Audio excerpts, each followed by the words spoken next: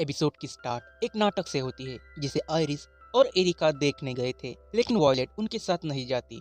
नाटक जिस बुक पर आधारित था उस बुक को वो पढ़ रही थी, जहाँ पर एक डायलॉग पे उसका ध्यान जाता है, तुम्हें तुम्हारे पापों का अंजाम भविष्य में जरूर भुगतना होगा। इस डायलॉग का ट्रू मीनिंग हमें आगे सीरीज में पता चल जाता है। अब सीन शिफ्ट होता है हॉटजिन्स की तरफ, जहां लव लेटर्स लिखने की डिमांड स्पेशली वॉयलेट के लिए बढ़ रही थी।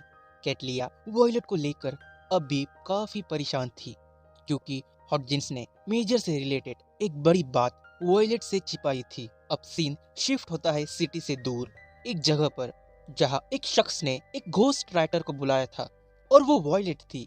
जब वो वॉयलेट को देखता है तब उसे उसके क्लोज वन की झलक वॉयलेट में दिखाई देती है, जो उससे दूर चली गई थी।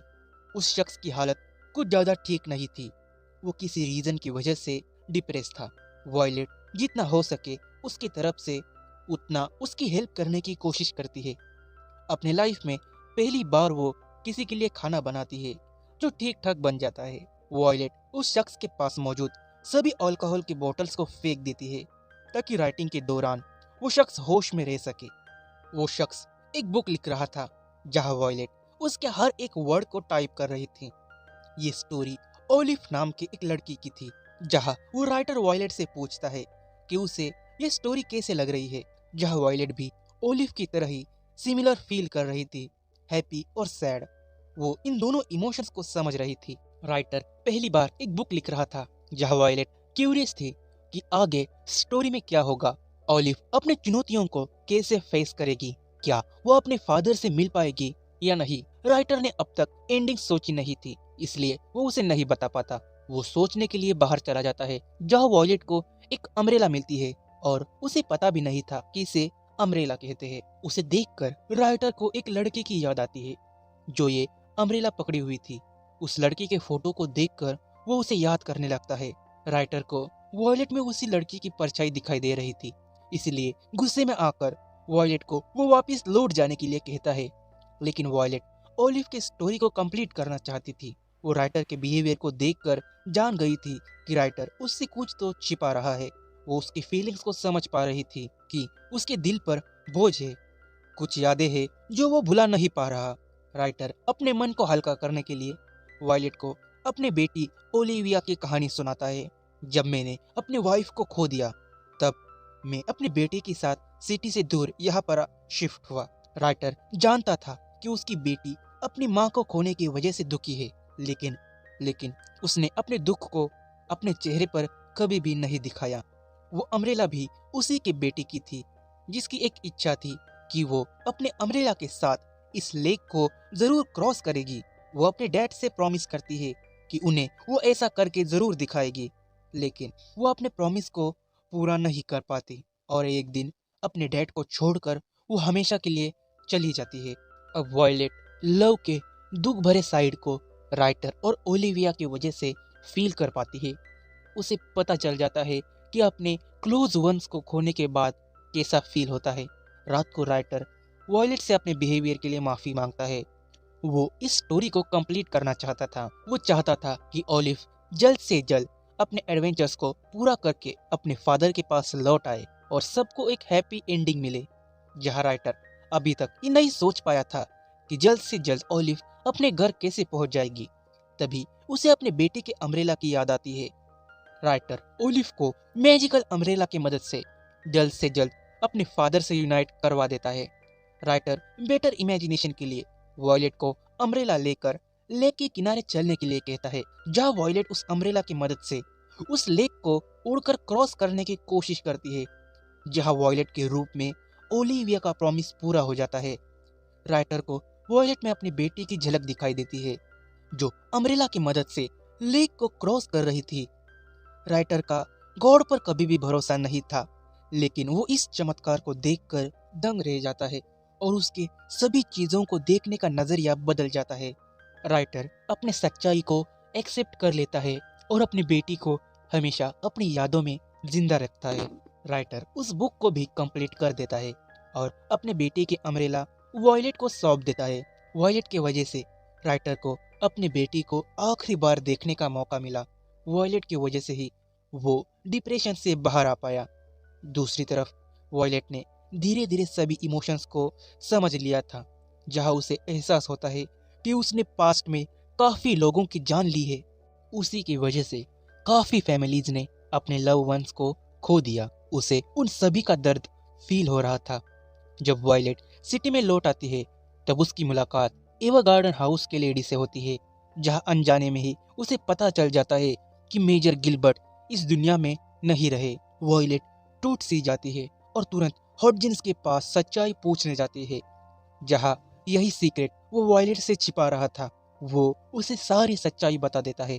वॉर के वक्त उन्हें वॉयलेट एक्सट्रीमली इंजर्ड हालात में मिली थी, लेकिन उन्हें गिलबर्ट कहीं पर भी नहीं मिला, इसलिए उन्होंने उसे डेड डिक्लेयर किया। वॉयलेट को अब भी लग रहा था कि मेजर जिंदा है। वो उसके डेथ को एक्सेप्ट नहीं कर पा रही थी। एपिसोड 8 के स्टार्ट में डेफियट वॉयलेट को गिलबर्ट को सौंप देता है, जहां डेफियट वॉयलेट को एक वेपन की तरह ट्रीट कर रहा था, लेकिन गिलबर्ट वॉयलेट को वॉर में शामिल नहीं करना चाहता था। अब स्टोरी प्रेजेंट में आती है, जहां वॉयलेट डेफियट से मिलने जाती है। वॉयलेट मेजर के बारे में डेफियट से पूछती है, जहां वॉयलेट मेजर के डेथ को अभी भी एक्सेप्ट नहीं कर पा रही थी। डेफियट भी उसे सच्चाई बता देता है। दूसरी तरफ कैटलिया का गुस्सा आता है जब उसे पता चल जाता है कि हॉडजिस ने सारी सच्चाई वॉयलेट को बता दी। अब वो सब उसे ढूंढने की कोशिश करते हैं। स्टोरी शिफ्ट होती है वॉयलेट के पास्ट में, जहां गिलबर्ट वॉयलेट को अपने घर लाया था। जहां पहले तो वॉयलेट उस पर भरोसा नहीं कर पा रही थी, लेकिन जब गिलबर्ट उसका ख्याल रखने लगा तब वॉयलेट उसके बिना अनकंफर्टेबल फील करने लगी। गिलबर्ट नहीं चाहता था कि उसे वॉर में शामिल किया जाए, लेकिन उस पर हायर अथॉरिटीज का प्रेशर था, इसलिए ना चाहते हुए भी वो उसे वॉर में ले जाता है। वो उसे अपने साथ वॉर में ना आने के लिए कहता है और उसे वहीं पर कैंप में रुकने के लिए कहता है, लेकिन उसके मना करने के बावजूद वॉयलेट वॉर ग्राउंड पर आ जाती है और पलक झपकाने से पहले ही वहां पर मौजूद सभी गार्ड्स को मार देती है। वॉयलेट की वजह से गिलबर्ट अपने इस मिशन को सक्सेसफुली पूरा कर पाता है। अब स्टोरी प्रेजेंट में आती है, जहां वॉयलेट सिटी से दूर मेजर के मेंशन में आ जाती है, उसे खोजते हुए, जहां की मेड वॉयलेट को मेजर गिलबर्ट के ग्रेव के पास ले जाती है, जिसे देखकर वॉयलेट टूट जाती है। उसे वो पल याद आता है जब मेजर ने उसका नाम वॉयलेट रखा था। मेजर ने उसे पढ़ना लिखना सिखाया। हॉडजिन्स ने वॉयलेट से झूठ बोला था कि मेजर मिसिंग है, लेकिन सच में मेजर वॉर में मारा गया था। स्टोरी फिर से पास्ट में चली जाती है, जहां मेजर वॉयलेट को मार्केट में लाया था। वॉयलेट और मेजर की टीम की वजह से ही इस सिटी को दूसरे देश की गुलामी से आज़ादी मिली थी। उन्हीं की वजह से आज यहाँ के लोग फेस्टिवल्स को सेलिब्रेट कर रहे हैं। मेजर वॉयलेट को कुछ भी मांगने के लिए कहता है, जहाँ उसे ये तक पता नहीं था कि उसकी पसंद क्या है। मेजर के हिसाब से उसकी उम्र की लड़कियाँ ड्रेस और ज्वेलरीज में इंटरेस्टेड होती है। वो दोनों मार्केट में घूम ही रहे थे, तभी वॉयलेट एक ब्रोच को देखती है जिसका कलर मेजर के आंखों से मिलता था। उसे देखकर वॉयलेट कुछ अलग ही फील करने लगती है, लेकिन वो अपने फीलिंग को नहीं समझ पाती। मेजर वॉयलेट को वो ब्रोच दिलाता है, जहां मेजर खुद अपने हाथों से उसे वो पहना देता है। अब वो दोनों कैंप लौट आते हैं, जहां हॉडजिन्स गिलबर्ट से मिलने आता है, जहां पर पहली बार हॉडजिन्स वॉयलेट से मिलता है। जहां हॉडजिन्स भी पहले उसे एक वेपन समझ रहा था, लेकिन गिलबर्ट की वजह से उसका वॉयलेट को देखने का नजरिया बदल जाता है। हॉडजिन्स गिलबर्ट को बता देता है वॉर खत्म होने के बाद वो आर्मी को छोड़ देगा और एक कंपनी खोलेगा, जहां मजाक मजाक में ही कह देता है कि वो वॉयलेट को अपनी कंपनी में जॉब पर रखेगा। अब कुछ दिनों बाद एक बड़े वॉर का दिन आ जाता है, जहां मेजर गिलबर्ट हॉडजिन्स के आर्टिलरी फोर्सेस के साथ एनिमी के फोर्ट पर हमला करने वाला था। 5 मिनट्स में बम्बार्टमेंट शुरू होने वाली थी ताकि एनिमी का ध्यान भटक सके। जैसे ही बम्बार्टमेंट स्टार्ट होती है, मेजर अपने स्क्वाड के साथ कैस्टल में घुस जाता है, जहां वो एनिमी के ट्रैप में फंस जाता है, लेकिन वॉयलेट उसकी जान बचा लेती है।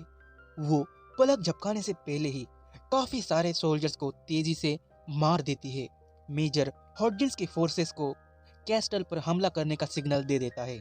आज वॉयलेट की वजह से ही मेजर की जान बच गई थी। वो दोनों एक साथ टेरेस पर मौजूद थे, तभी वहां मौजूद एक जिंदा एनिमी सोल्जर मेजर के आंख पर शूट करता है और मेजर वहीं पर घायल होकर गिर जाता है।